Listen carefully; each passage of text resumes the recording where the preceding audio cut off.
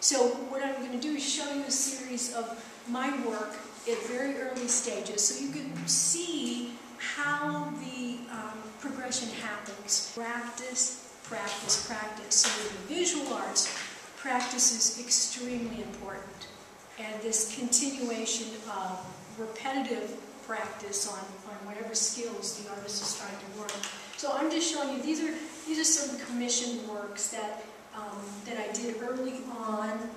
I guess you can see it.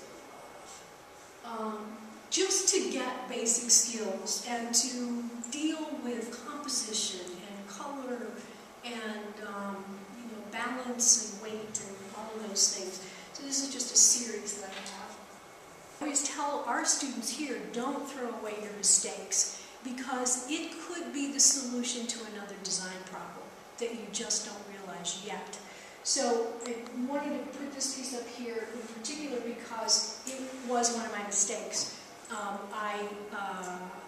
I started out with the shape, I added some color, and I thought, this is never going to work. So I threw it in a drawer, and it stayed there for probably 10 years. Just the shape and the ink.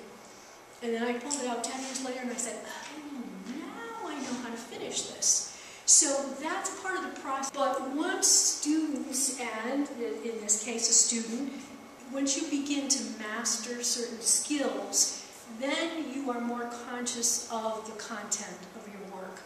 So not just the eye and the hand, but it's the mind. And that's where all of them work, especially when they're creating those great masterpieces. It works in harmony.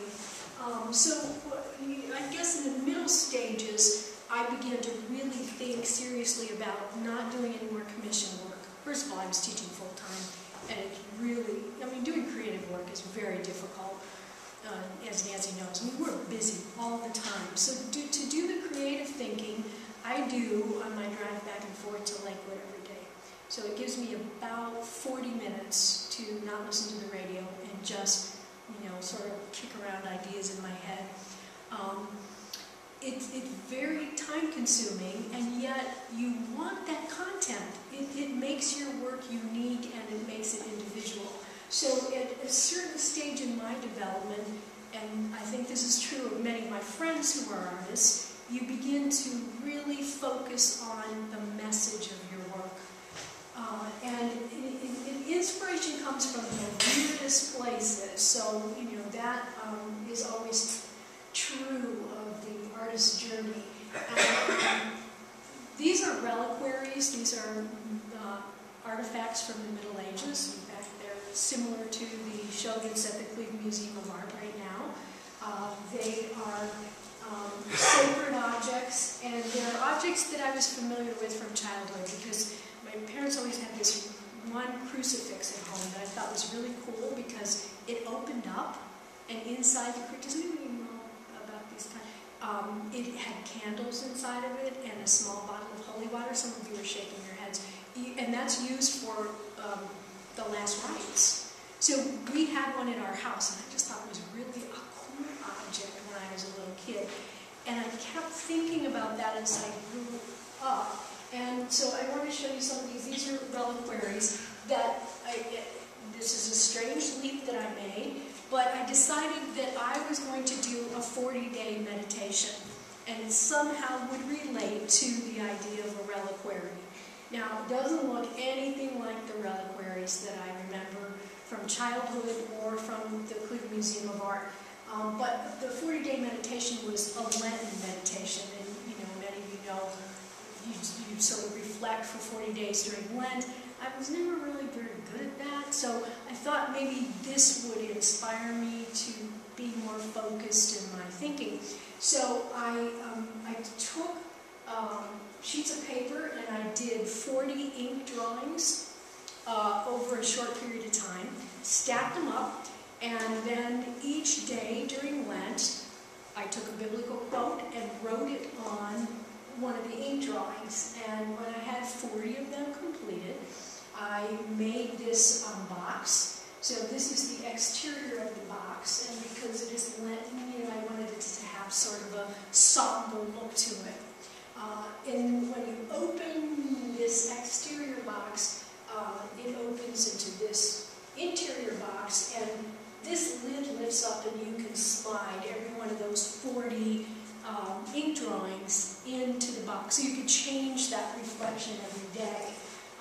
and then on the, so you can open it up and it stores the other 39 ink drawings inside of it.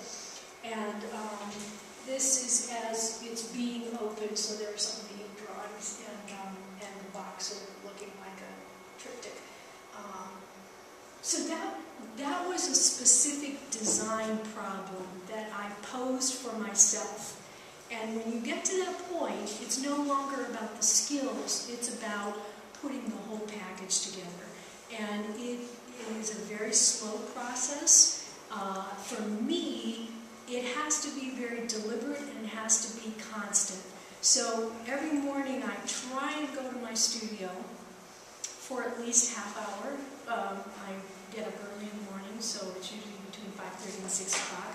And I do nothing but sketch for half an hour. That's all I do. I don't evaluate, I don't judge what I've done, I just sketch for half an hour and then I leave. So I've started doing this in the last 5 years. I probably have well over 1,000 drawings, like just sketchbooks piled up. But it's that idea of making a habit permanent that is important in the visual arts too. So it's the consistency, it's the practice, it's the doing that is extremely important in the arts. At this stage, materials can be the inspiration, or it can be something from the newspaper. Inspiration comes from all areas of life. If you're walking and thinking and breathing, you're taking this all in on a regular basis. And this was actually a newspaper article from 10 years ago, no more than that, probably 14 years ago, about the children of Haiti and the orphan children in Haiti that were being murdered by the sort of the henchmen of the government at the time.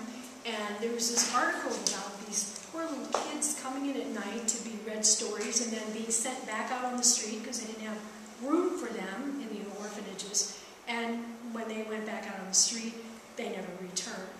And this happened over and over again. And it just, you know, sort of was gut-wrenching for me. So I did this book sort of dedicated to these lost children, and the materials were really important. So the idea of using very simple materials and the stakes and the sort of the twine reinforced to me the concept of the book.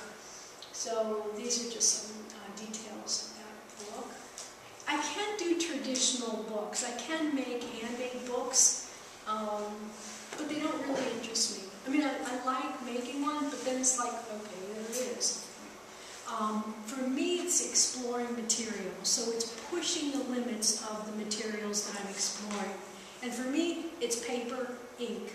Those are the materials that I love to use, and I have really since I was a kid. Something about paper really appeals to me. So I can do these traditional books, but these are the kinds of things I like to do. So is this a book? You can read it. You can turn the pages somewhat, but it's very sculptural, and that's what appeals to me. So for every artist, they will begin to see where the exploration will take them. So from doing a flat declaration that you hang on the wall to doing these sculptured forms is an evolution, I think, and every artist goes through that. If you don't, you become stagnant, you keep repeating yourself, and that in the arts is really, really boring. So this is the same book, just folded a different way. So this you can twist and turn. You can read it in slightly different directions, but to me this is really appealing. I can't explain it, so you just have to see it. This is paper mache.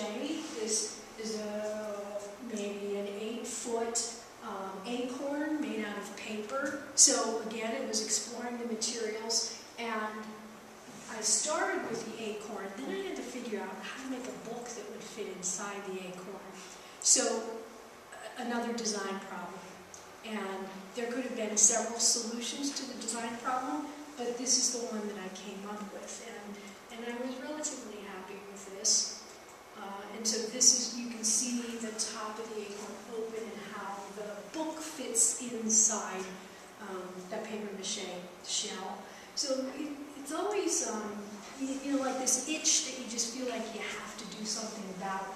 And from that point, my work went in maybe a different direction. It's even more sculptural now. So these are actually called installations. They are big, massive pieces that use paper mache, and then found objects. So this was a fun one to do because this was an incident that happened. Again, you never know where the trigger is going to be, but we had, our neighbors had a giant oak tree in their backyard. It was 100 years old, and I came home from work one day, and the oak tree was gone. Nothing there, gone. So I suddenly had all of this sunlight in my backyard where it used to be shade. I had all these great shade plants, and now they were exposed to this hot sun. And I thought, well, what happened to all the birds and squirrels and critters that lived in that tree? They didn't even get any advance notice. The tree was just gone. And again, that was the impetus that I thought, I have to create something about this incident. So, God bless Tom Meeks, he was the head of our maintenance department here. He found a limb on one of the trees outside that was dead, and I asked him to cut it off. The limb weighed about 200 pounds, and they were able to suspend it in the Performing Arts Center on the stage. I built a large nest for the limb and created all of these paper mache glowing eggs. So I was working with electricity and paper, and I don't know a thing about electricity. So I would go to Home Depot and walk up and down the aisles and say, do you think that this would work if I plugged it in? And you know, one day an electrician overheard my comments to someone in Home Depot, and he said to me, you know, you probably want to take a course in basic electricity. It might really help if you're working on these kind of projects. I didn't take the course, but I figured out enough to get the thing functional. So this was installed for several weeks in the Performing Arts Center, and that's a detail of the eggs. The eggs were all, you know, 12-inch eggs, like dinosaur eggs, but they were covered with leaves. So that, again, was an important material for me because of the tree that was suddenly missing from our backyard. And this is one of the eggs when it's not lit, so you could see the leaves more clearly there. This is one last installation, the most recent that I've done. And again, this was inspired by the Sisters of Notre Dame, who were asked to move out of Providence because we needed the dorm space. And I began to reflect on everything that they meant to Notre Dame and what spirits they were in the Notre Dame community, and all of the benefits that we enjoy because of their sacrifices, in a sense, and how much they've contributed to the education of students and children. So I created this, in a sense, this is like a giant sort of tree of life thing, and these are little spirits that move around that tree of life, and in the foreground you can see these are books that I found, and there are 12 books. They all had books. They all had, here's some details, all paper, everything paper and lights. My professional goal is to guide our art students, and in our department, all of our instructors, adjuncts, and full-time are also practicing artists. And we think that's very important because you need to be in the art world and know what is current in the art world in order to help your own students grow. So we have made it a habit of hiring working artists, and they sort of have that